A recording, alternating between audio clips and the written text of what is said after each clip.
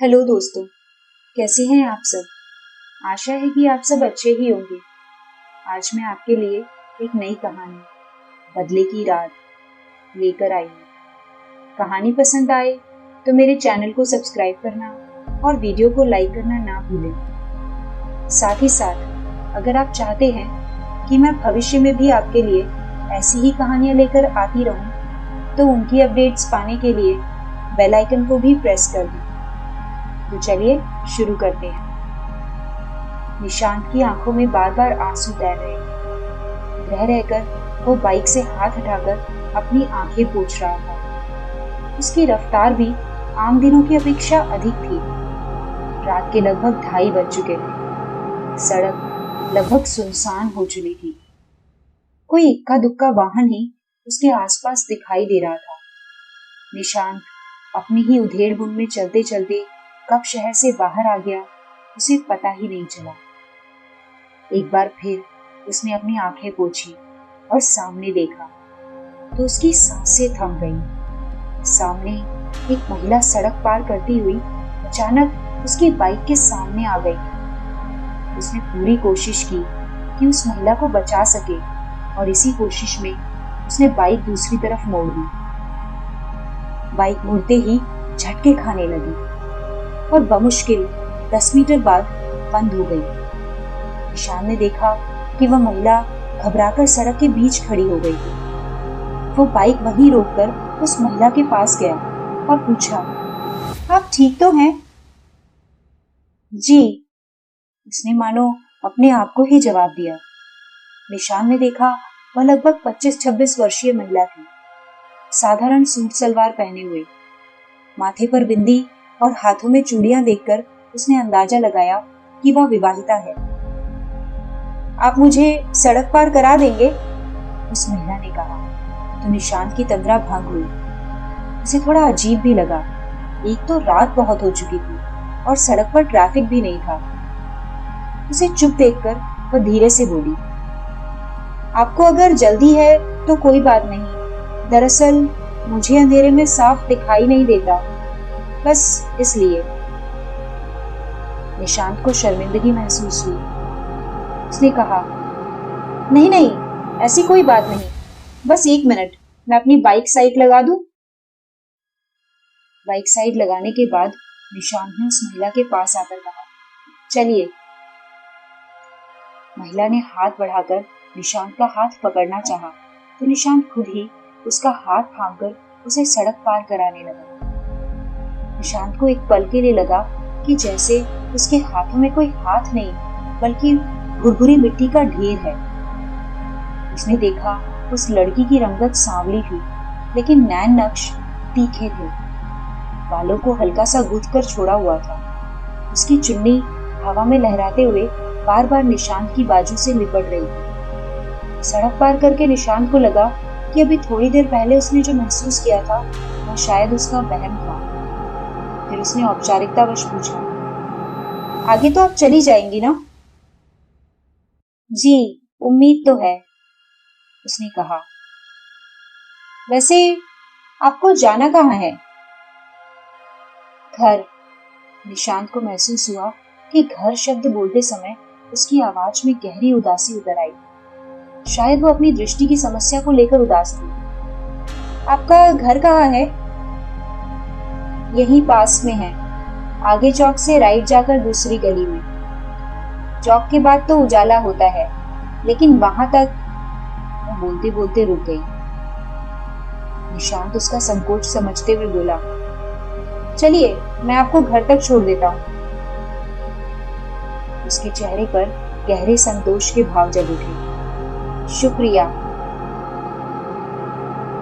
उसने फिर से निशांत का हाथ थाम लिया। एक अंधेरा कमरा जहां अजीब सी गंध और सीलन बसी हुई थी। रह रहकर कमरे के अंदर से कोई दरवाजा पीट रहा था।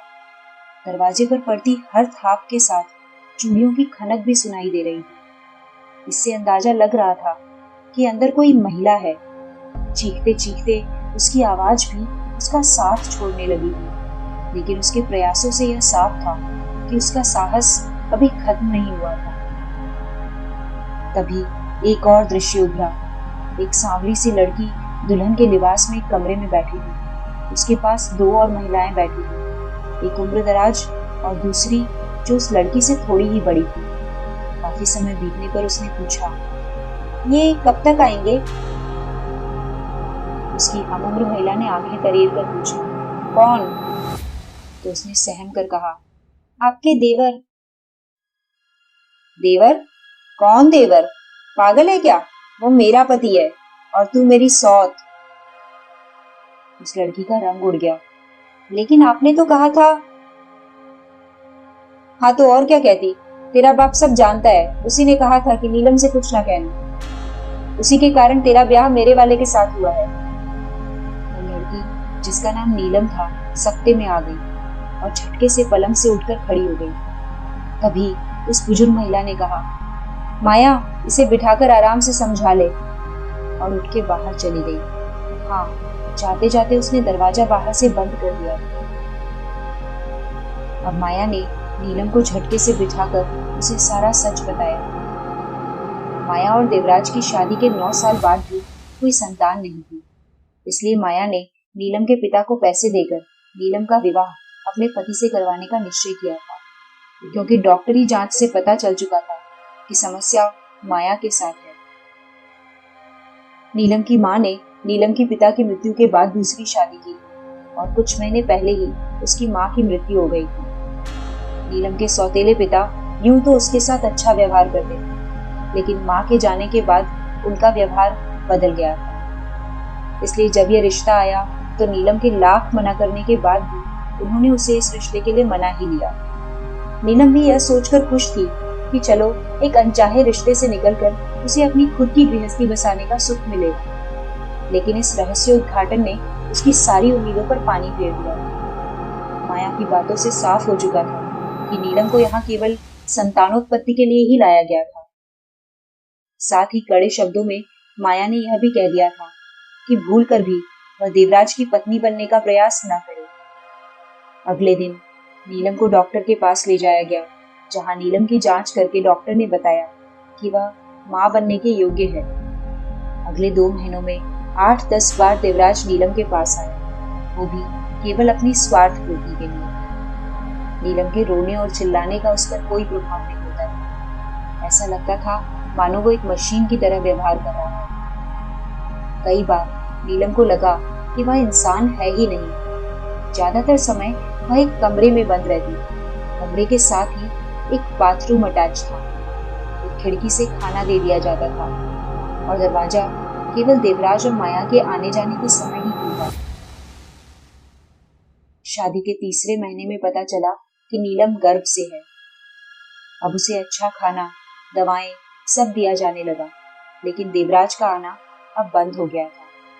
नीलम का मन बुझा बुझा सा रहता, तो माया उसे खुश रखने की कोशिश करती। उसका व्यवहार अब नीलम के प्रति बहुत मधुर हो गया था। वह उसे बड़ी बहन की तरह समझाती, दुलारती, उसका ख्याल रखती।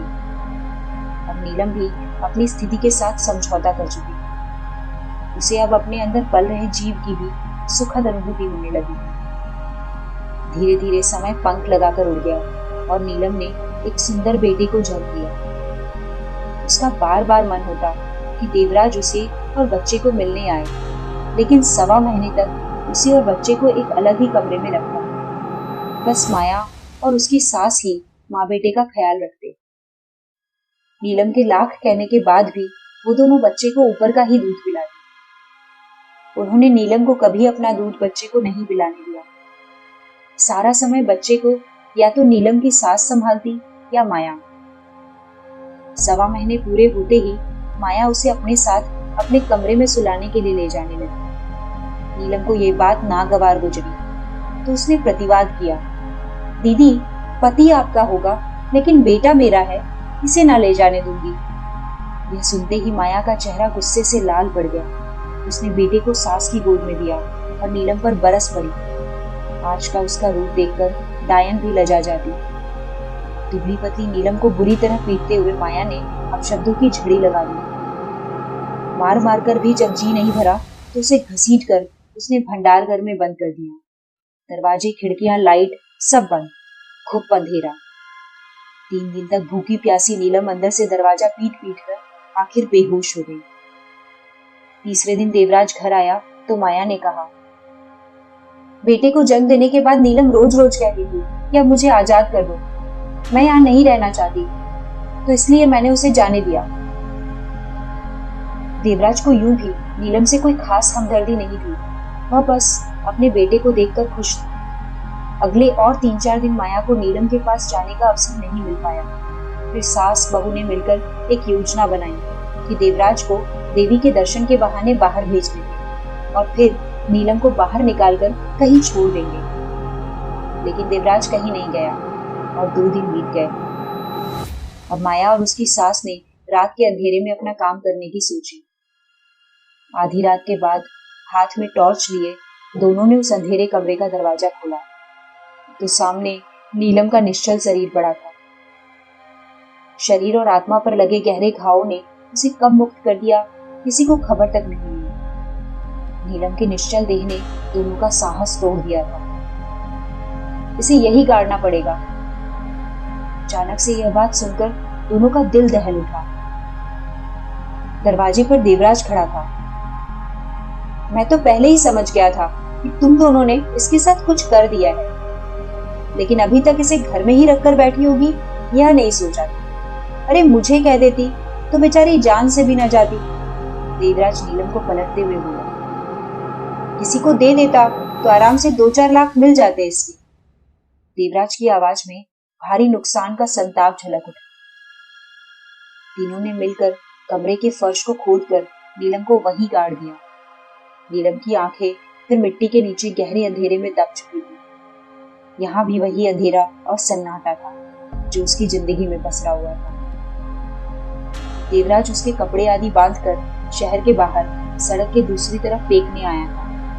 देवराज कपड़े फेंककर तेजी से सड़क पार करके वापस जा रहा था और निशांत ने महसूस किया कि वह अभी अभी उन दोनों को पार करके आगे बढ़ा है। निशांत का दिल रोष और वेदना से भर उठा था। देवराज का गला पकड़कर उसे यहीं गिरा देना चाहता था, लेकिन उसे एहसास हुआ कि यह बस एक छलावा मात्र है, सिर्फ एक काल्पनिक दृश्य उसकी आंखों के सामने चल रहा है। इस बीच उसे पता भी नहीं चला कि वो चलते चलते उसी घर के सामने आ गया है जो उसने अभी अभी कल्पना में देखा था। निशांत का दिमाग कुछ भी नहीं सोच पा रहा था। उसे पता ही नहीं चला कब वह दीवार फांदकर अंदर कूदा और कब उसने रसोई से दरांत उठाकर 3-3 गर्दनों से सिर उतार लिए। अगली सुबह जब होश आया तो उसने देखा कि वो एक छोटे से बच्चे को गोद में लिए बैठा। उसने घबरा कर देखा, सामने नीलम खड़ी दिखाई दी, जिसके चेहरे पर गहरा संतोष छलक रहा था। ये तुमने क्या किया? अपने बदले के लिए मेरी जिंदगी बर्बाद कर दी। बोलते बोलते निशांत बिलख उठा। उसके चारों तरफ खून फैला हुआ था, जिसे देखकर उसे उबकाई आ रही थी। तुम्हारे साथ बुरा हुआ था, लेकिन तुमने मेरे साथ क्या किया? निशांत को एहसास हो चुका था कि उसने नीलम के प्रभाव में आकर एक रात में 3-3 कत्ल कर डाले थे। नीलम का चेहरा निर्विकार था। अगर मैं कहूं कि मैंने भी तुम्हें मुक्ति दिला दी है तो? उसकी यह बात सुनकर निशांत एकदम चौंक उठा। मतलब? मेरा हाथ थामकर तुम मेरे बीते हुए कल में झांक रहे थे और मैं तुम्हारे। तुम कल शिद्दत से चाह रहे थे कि तुम्हारे घर वालों से पीछा छूट जाए, क्योंकि वो तुम्हारे और तुम्हारी अनु के बीच दीवार बन रहे। निशांत को याद आया कि कल वह अपने घर वालों से लड़कर घर से निकला था, क्योंकि उसके लाख कहने के बाद भी उसके माता पिता अनु के घर वालों से शादी की बात करने को तैयार नहीं थे। अनु की शर्त थी कि निशांत और उसकी शादी परिवार वालों की रजामंदी से ही हो सकती है। हालांकि उसने कई बार अनु को समझाने की कोशिश की थी कि हम दोनों कोर्ट मैरिज कर लेते हैं, लेकिन अनु का जवाब हर बार ना ही होता था। कल रात घर वालों ने उसे बहुत भला बुरा कहा और अनु के लिए भी अपशब्द कहे थे और वह गुस्से में घर से निकल आया।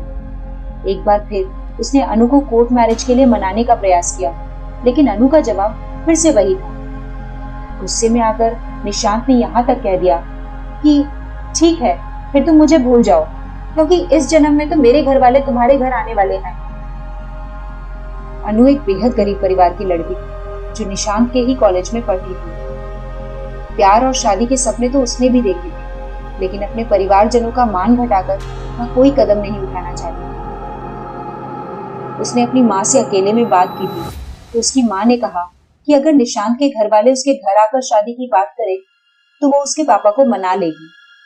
बस तभी से दोनों में इसी बात को लेकर तनातनी चल रही। कल रात निशांत की बातों ने अनु को भीतर तक आहत कर दिया और वह फोन काटकर बहुत देर तक रोती रही। निशांत भी रोते हुए सड़क पर बेवजह बाइक दौड़ा रहा था और तभी उसके सामने वह हकीकत में एकदम से वापस लौटा। क्या किया है तुमने? उसका मन आशंका से भर उठा। तभी उसका मोबाइल बज उठा। दूसरी तरफ उसका बड़ा भाई था। उसने बताया कि कल रात उसके माँ बाप की मृत्यु हो गई है। वह बार बार पूछ रहा था कि निशांत तुम कहाँ पर हो, लेकिन निशांत कुछ नहीं बोल पाया। उसने फोन काट दिया। नीलम अपने बेटे के पास खड़ी उसे मुस्कुराते हुए देख रही थी। निशांत का मन हुआ कि वह जोर से चिल्लाए, नीलम को खरी खोटी सुनाए, लेकिन उसका शरीर तो मानो पानी हो गया था। पूरे आंगन में खून फैला हुआ था। उसके हाथ खून से सने हुए थे। उसने टूटे हुए स्वर में पूछा, अब क्या करोगी? बोलो, अब क्या करोगी? तुम अपने परिवार को मारना चाहती थी, मार दिया, लेकिन मेरे माँ बाप को क्यों मारा? किसने कहा था तुमसे? झूठ मत बोलो, तुम भी चाहते थे कि तुम्हारे माँ बाप मर जाएं। नीलम ने तुरंत जवाब दिया। मैंने कब तुमसे कहा कि मैं उन्हें मारना चाहता हूँ? निशांत चीख पड़ा। तुम्हारे मन में जो विचार थे उन्हीं से मुझे लगा। तुम्हें लगा? और तुमने? अरे पागल औरत, तुमने मेरा परिवार, मेरी जिंदगी और अपने बेटे की जिंदगी सब बर्बाद कर दी। अब इसे कौन संभालेगा? निशांत शब्दों को चबाते हुए बोला। नीलम को पहली बार एहसास हुआ कि उससे बहुत बड़ी गलती हो गई है। वो आगे बढ़कर अपने बेटे को उठाने के लिए झुकी, जो शायद भूख से रो रहा था, पर अब वो चाहकर भी कुछ नहीं कर सकती। रात के अंधेरे में अपने बदले की भावना के चलते उसने अपने समस्त शक्तियों का प्रयोग कर लिया था और अब बदला लेने के बाद उसके पास सिवाय पछतावे के कुछ नहीं था। उसे लगा कि वह फिर से गहरे अंधेरे में कैद हो गई है। निशांत भारी कदम से उठा, हाथ मुंह धोए और एक चादर ओढ़कर बाहर निकल गया। सड़क पर जब वह अपनी बाइक की तरफ बढ़ रहा था, तभी उसके दोस्त का फोन आया। दूसरी तरफ से उसने जो कुछ कहा उसे सुनते ही निशांत का संतुलन बिगड़ गया और वह ट्रक से टकराकर गिर पड़ा। अगली रात निशांत और नीलम उसी सड़क के किनारे बैठे थे। निशांत के दोस्त ने कल फोन पर बताया था कि अनु ने आत्महत्या करने की कोशिश की है और अब वो अस्पताल में है। यही सुनकर कल निशांत अपना संतुलन खोकर ट्रक से टकरा गया। अब दोनों हर रात यहाँ बैठकर इंतजार करते हैं कि यहाँ से कोई ऐसा व्यक्ति गुजरे जो खुद व्यथित हो और उन्हें देख पाए, उनकी आवाज सुन पाए और जिसके सहारे निशांत अनु से और नीलम अपने बेटे से मिल पाए, भले ही इसके लिए उन्हें किसी और का बदला ही क्यों न लेना पड़े। हर रात ये सिलसिला यूं ही उस सड़क पर जारी रहता है। ध्यान रखिएगा, जब तनाव में हो तो उस रास्ते से मत गुजरिएगा, क्योंकि वो दोनों हर रात राह देखते हैं किसी हताश, निराश, टूटे हुए दिल की। दोस्तों, आपको ये कहानी कैसी लगी कमेंट सेक्शन में जरूर बताइएगा। साथ ही साथ अगर कहानी पसंद आई हो तो इसे जितना हो सके उतना शेयर कीजिएगा, ताकि आपके साथ साथ और लोग भी इस कहानी का मजा ले सकें।